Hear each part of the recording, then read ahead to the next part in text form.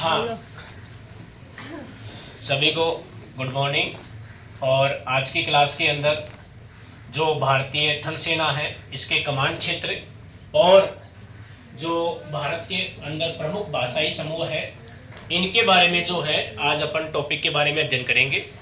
और आशा करता हूँ कि आपको ये टॉपिक जो है बहुत अच्छा लगेगा। तो आज की क्लास में सबसे पहले स्टार्ट करते हैं। भारत के प्रमुख है भाषाई प्रदेश, कौन कौन से क्षेत्रों के अंदर कौन कौन सी भाषा बोली जाती है, इसके बारे में जो है वो आज हम इस टॉपिक के माध्यम से जानकारी जो है वो प्राप्त करेंगे।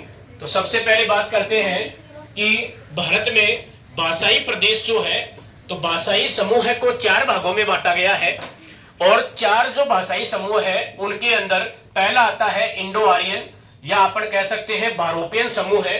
आर्यों के द्वारा जो भाषा बोली जाती थी उसे भारोपियन भाषा कहते हैं। और ये जो भारोपियन भाषा है ये अपन बोल सकते हैं वैदिक आर्यों की भाषा मानी जाती थी। दूसरी बात करते हैं अपन कि भारतीय संविधान जो है, इस भारतीय संविधान की अनुसूची नंबर 8 और 8वीं अनुसूची के अंदर जो है 22 भाषाओं का उल्लेख मिलता है। लेकिन भारतीय मूल संविधान में जो है 14 भाषाएं जो है उनका उल्लेख मिलता है। आपने पढ़ा होगा कि 21वां संविधान संशोधन 1967 के तहत पहली बार 15वीं भाषा जो है वो सिंधी जोड़ी गई थी। इसके बाद में 1992 में कॉमन भाषाएं कोंकणी, मणिपुरी और नेपाली भाषा जोड़ी गई। और फिर बाद में जो आपका 92वां संविधान संशोधन आता है 2003 के तहत जो है 4 भाषाएं और जोड़ी गई, संथाली, मैथिली, डोगरी और बोडो। तो इस प्रकार से भारतीय संविधान में टोटल 22 भाषाओं का उल्लेख मिलता है। आपने पढ़ा है कि भारत के अंदर जो भाषाई समूह है उनमें इंडो आर्यन भारोपियन भाषा, इसके बारे में अपन बात करते हैं नेक्स्ट की तो द्रविड़ भाषा समूह है। इसके बाद में अपन बात करते हैं ऑस्ट्रियक भाषा समूह है। और चौथा जो भाषा समूह है वो है आपका चीनी तिब्बत भाषा समूह है। तो 4 क्षेत्रों में भाषाई समूह को बांटा गया है। इसके बारे में अपन चर्चा करें असमिया भाषा। तो असमिया भाषा जो है ये असम और इसके निकटवर्ती क्षेत्रों के अंदर बोली जाती है। दूसरी भाषा आती है आपकी बंगाली भाषा। तो देखो बंगाल, पश्चिमी बंगाल एवं त्रिपुरा जो है इन क्षेत्रों के अंदर मुख्य रूप से आपकी बंगाली भाषा जो है ये बोली जाती है। रविंद्रनाथ टैगोर जो है ये यहीं के बंगाल के ही निवासी थे।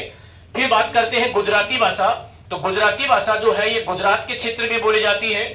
आपने पढ़ा होगा कि गुजराती भाषा और राजस्थानी भाषा ये दोनों ऐसी भाषाएं हैं जिनका निर्माण गुजरी अपभ्रंश भाषा से माना जाता है।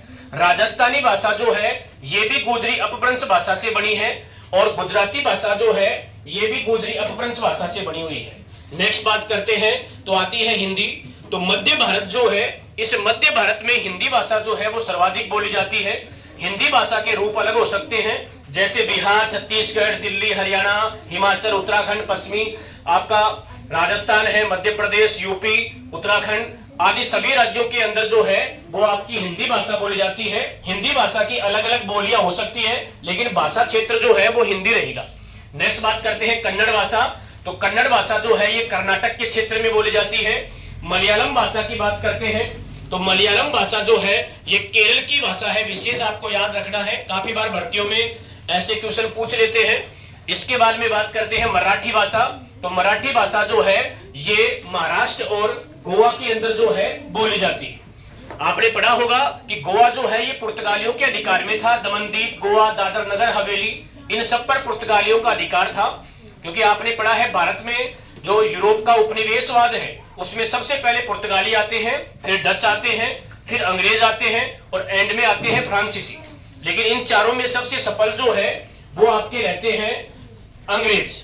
इसके बारे में बात करते हैं मराठी के बाद में आती है उड़िया भाषा।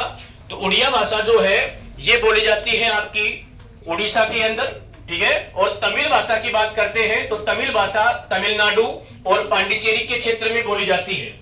अब बात करते हैं भारत में सर्वाधिक लिंगानुपात यदि केंद्र शासित प्रदेशों में पूछे आपसे तो बताना है पांडिचेरी। 1000 पुरुषों पर महिलाओं की संख्या जो है आपकी 1037 के लगभग महिलाओं की संख्या मिलती है। तेलुगु भाषा की बात करें तो आंध्र प्रदेश और तेलंगाना में बोली जाती है।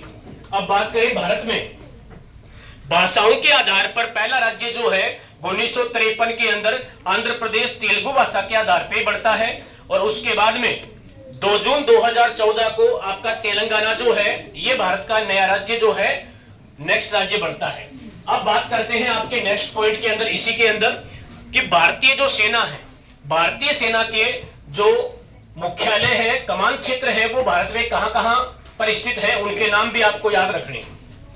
भारतीय सेना को संवैधानिक जो अध्यक्ष है वो राष्ट्रपति होता है और राजनीतिक अध्यक्ष के रूप में प्रधानमंत्री जो है वो काम करता है। आपने पढ़ा है भारतीय सेना जो है वर्तमान में चीफ डिफेंस जो है वो भी बना दिया गया है और पहले चीफ डिफेंस जो है वो बिपिन रावत थे और वर्तमान में चीफ डिफेंस जो है वो है अनिल चौहान। भारतीय सेना की बात करते हैं तो थल सेना, और थल सेना के कुछ कमान क्षेत्रों के अंदर देखते हैं तो सबसे पहले आता है आपका थल सेना। तो प्रतिवर्ष 15 जनवरी को थल सेना दिवस मनाया जाता है। वर्तमान में मनोज पांडे भारतीय थल सेना के अध्यक्ष है और उत्तरी थल सेना का कमान जो है उधमपुर के अंदर है और उधमपुर जम्मू कश्मीर में पड़ता है। दक्षिणी कमान क्षेत्र है वो पुणे के अंदर है, महाराष्ट्र के अंदर। पूर्वी जो भारतीय थल सेना है इसका कमान क्षेत्र है वो कोलकाता के अंदर है। पश्चिमी सेना का कमान क्षेत्र जो है वो चंडी मंदिर, और चंडी मंदिर जो है ये पड़ता है आपका हरियाणा के अंदर और यहाँ पर पश्चिमी सेना का कमान क्षेत्र है। मध्य कमान क्षेत्र की बात करते हैं तो आता है लखनऊ के अंदर और दक्षिणी पश्चिमी सेना का कमान क्षेत्र जो है राजस्थान की राजधानी जयपुर में है। इसके बारे में बात करते हैं ट्रेनिंग कमांड क्षेत्र। तो भारतीय थल सेना का जो ट्रेनिंग कमांड क्षेत्र है ये आपको याद रखना है शिमला के अंदर, ठीक है। तो ये भारतीय सेना के प्रमुख कमान और मुख्यालय है जिनके नाम आपको याद रखने हैं। बात करते हैं नेक्स्ट पॉइंट के अंदर तो भारतीय वायुसेना 8 है। हाँ, भारतीय वायुसेना जो है इसके अंदर प्रमुख मुख्यालयों की बात करते हैं तो दक्षिणी जो आपका मुख्यालय है भारतीय वायुसेना का वो आपका तिरुवनंतपुरम के अंदर, और इसके बाद में पश्चिमी मुख्यालय जो है वो आपका है दिल्ली के अंदर।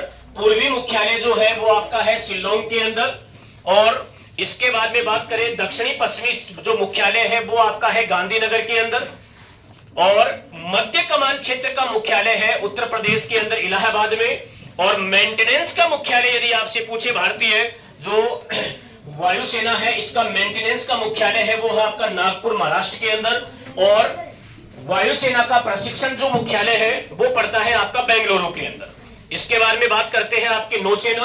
तो नौसेना जो है प्रतिवर्ष 4 दिसंबर को नौसेना दिवस मनाया जाता है और भारतीय नौसेना जो है इस भारतीय नौसेना का दक्षिणी जो कमान मुख्यालय है वो आपका पड़ता है कोची के अंदर, और पूर्वी कमान का मुख्यालय जो है वो आपका पड़ता है विशाखापट्टनम में। आपने पढ़ा होगा कि भारत का 19वां जो रेलवे जोन बना है वो विशाखापट्टनम में बना है 2019 के अंदर, ठीक है। और पश्चिमी जो मुख्यालय है ये पश्चिमी मुख्यालय है आपका मुंबई में है। तो इस प्रकार से भारत के अंदर भारतीय सेना के कमान एवं मुख्यालय जो है इस टॉपिक में से आपकी एग्जाम में जरूर क्वेश्चन पूछा जाएगा, और आशा करते हैं कि आपको ये वीडियो पसंद आया होगा। यदि पसंद आए तो लाइक और शेयर सब्सक्राइब करना न भूलें, और इससे अधिक और जानकारी चाहिए आपको तो आप क्या करें, हमारे जो पहले के वीडियो है वहां पर जरूर एक बार पहुंचे और वहां जो अन्य स्टैटिक पार्ट के वीडियो है जिनको जरूर देखें और अपनी सफलता को सुनिश्चित करें। थैंक्स, धन्यवाद।